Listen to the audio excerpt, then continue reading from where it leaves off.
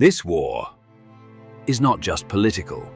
For Christians, it is a spiritual war that's been raging for millennia, rooted in ancient prophecies and divine promises.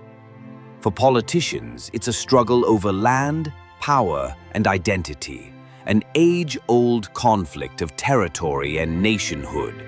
But no matter how you look at it, it remains one of the most enduring and complex conflicts in human history. Today we dive into the origins of this enmity, examining biblical events, prophecies, and real-world developments that shaped this bitter rivalry. We go deeper than the headlines into the very soul of history. Chapter 1. Abraham and his sons. According to the Bible, the roots of the conflict begin with a man named Abraham and his two sons, Isaac and Ishmael. God promised Abraham the land of Canaan, Genesis 12, 1-3. But who would inherit that promise? That's where the divide begins. Abraham's first son, Ishmael, was born from Hagar, an Egyptian servant. Later in life, Abraham's wife, Sarah, bore a son named Isaac by divine intervention. According to the Bible, God's covenant would continue through Isaac, Genesis 17, 19-I. Isaac would father Jacob, and Jacob would become Israel. But Ishmael was not forgotten. God promised he would also become a great nation, Genesis 16, 10-12. Today, many Arab peoples trace their lineage back to Ishmael. This split set the spiritual and historical stage for what was to come. Chapter 2. The Promised Land. The land of Israel and Palestine is not just a place, it is a covenant. For Jews, it is the fulfillment of God's eternal promise to Abraham, Isaac, and Jacob. Genesis chapter 15, verses 18-21. Scripture repeatedly speaks of exile, return, and restoration. In Ezekiel chapter 37, the vision of dry bones coming to life is seen by many as symbolic of Israel's rebirth after exile.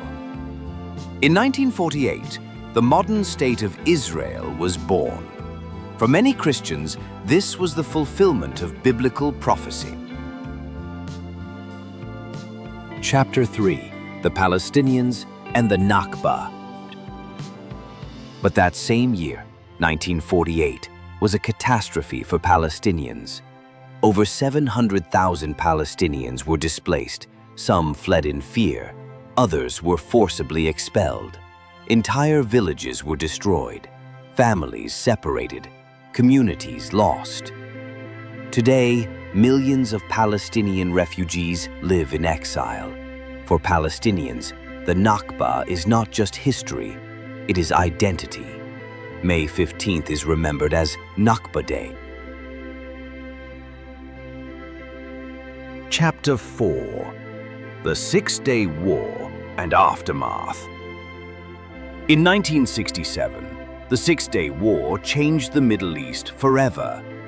Israel captured East Jerusalem, the West Bank, the Gaza Strip, and the Golan Heights. Millions of Palestinians came under military occupation. For the first time in nearly 2,000 years, Jerusalem was fully under Israeli control. To Jews and Christians, this was a moment of prophetic significance.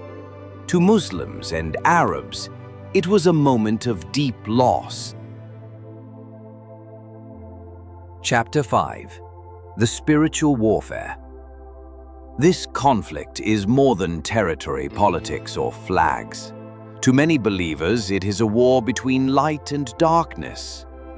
A spiritual battle between God's covenant and those who oppose it. In the book of Daniel, we read of angelic forces behind earthly kingdoms. A cosmic struggle unfolding through human history.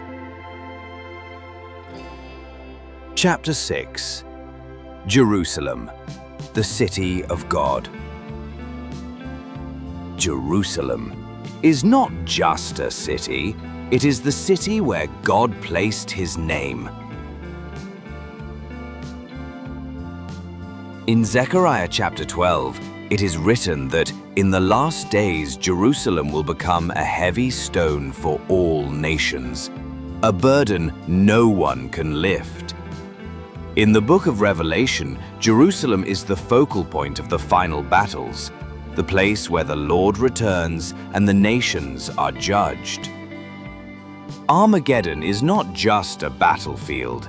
It begins in the shadow of Jerusalem. Today, this conflict still rages. For some, it's political. For others, it is profoundly spiritual. But one truth remains. There were once two brothers who walked this land.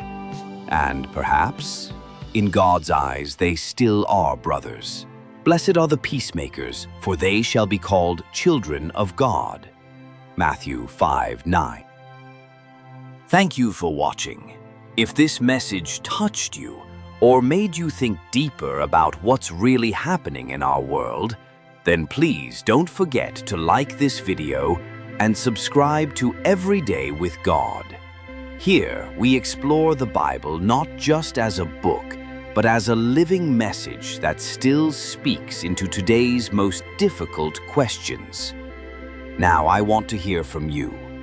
Do you believe the conflict between Israel and Palestine is purely political? Or do you think there's a deeper spiritual war taking place? Leave your thoughts in the comments below. And as always, stay rooted in the Word, stay strong in your faith, and keep walking every day with God. Until next time, may peace be with you.